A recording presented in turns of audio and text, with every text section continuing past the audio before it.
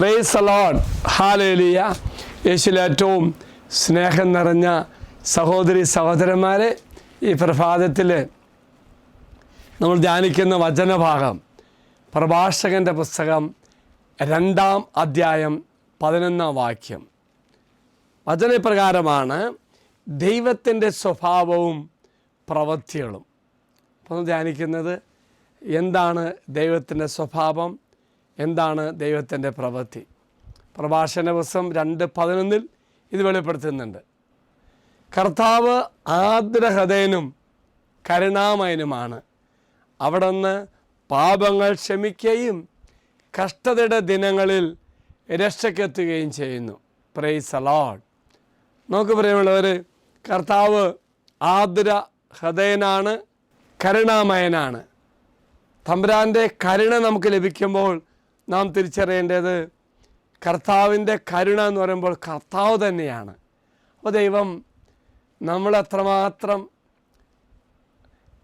ദൈവത്തിൽ നിന്ന് അകന്നു പോകുമ്പോഴും ദൈവത്തിന് നമ്മെ സ്നേഹിക്കാനേ പറ്റുള്ളൂ. എന്തെന്നാൽ കർത്താവ് ആർദ്രഹൃദയനാണ്, കരുണാമയനാണ്. ഉദാഹരണശേഷം ശിഷ്യന്മാർ ദൈവം കാണിച്ചത് അത് തന്നെയല്ലേ. ദൈവത്തെ ഉപേക്ഷിച്ചുകൊണ്ട് വീണ്ടും പഴയ അവസ്ഥയിലേക്ക് 10 ദിവസം കൂട്ടുകാരും പോയപ്പോൾ ദൈവം അവർക്ക് വേണ്ടി കാത്തിരുന്നു. എന്ത് കരുണയാണ് ദൈവം അവരോട് കാണിച്ചത്.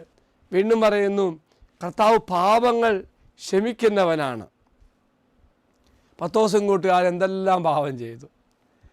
പലതരത്തിലും തമ്പുരാൻ ഇഷ്ടപ്പെടാത്ത ചെയ്തിട്ടും തമ്പുരാൻ അതൊന്നും നോക്കാതെ അവർക്ക് വേണ്ടി കാത്തിരുന്ന് തൻ്റെ പ്രവൃത്തി, അതായത് അവരുടെ പ്രവൃത്തി എന്താണെങ്കിലും ദൈവം അവരെ സ്നേഹിക്കുന്ന അവസ്ഥ.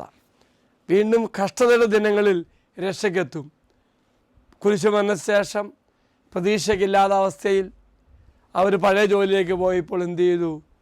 ദൈവം ആ സമയത്തിൽ അവരെ രക്ഷയ്ക്കെത്തി, അവരെ ചേർത്ത് പിടിച്ചു. Praise the Lord.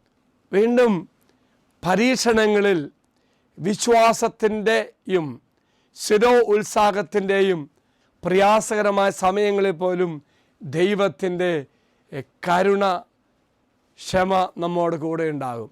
ഒന്നുണ്ട്, നാം അതിൽ ആശ്രയിക്കണം. നാം അതിൽ ആശ്രയിച്ചില്ലെങ്കിൽ പോലും തമ്പുരാൻ നമ്മെ അന്വേഷിച്ച് കണ്ടെത്തി ചേർത്ത് പിടിച്ച് അവൻ്റെ കാരുണ്യം നമ്മളിലേക്ക് ഒഴുക്കും, ചൊരിയും.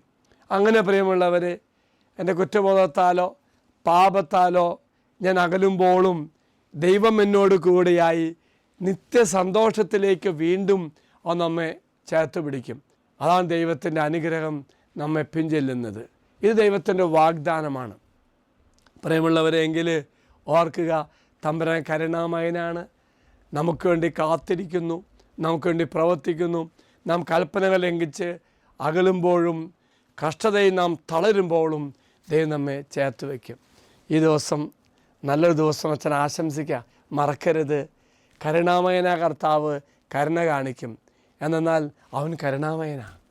നമ്മൾ പാപം ചെയ്ത് അകലുമ്പോഴും നമ്മുടെ പിന്നാലെ വരും, നമ്മളോട് ക്ഷമിക്കും, സ്നേഹം കൊണ്ട് നമ്മൾ നിറയ്ക്കും. ദൈവം എല്ലാവരും അനുഗ്രഹിക്കട്ടെ എന്ന് അച്ഛൻ പ്രാർത്ഥിക്കുന്നു. ഈ ദിവസം നിങ്ങളുടെയൊക്കെ ജീവിതത്തിൽ ഈശോയുടെ കരുണ അനുഭവിക്കാൻ നിങ്ങൾക്ക് സാധിക്കട്ടെ. പാപം ചെയ്തുകൊണ്ട് അകലുമ്പോഴും എൻ്റെ പിന്നാലെ വരുന്ന കർത്താവിനെ തിരിച്ചറിയാനുള്ള കൃപ എല്ലാ മക്കൾക്കും ലഭിക്കട്ടെ എന്ന് പ്രാർത്ഥിക്കുന്നു. അതിന് ഈശ്വരാശീർവാദം തരാം.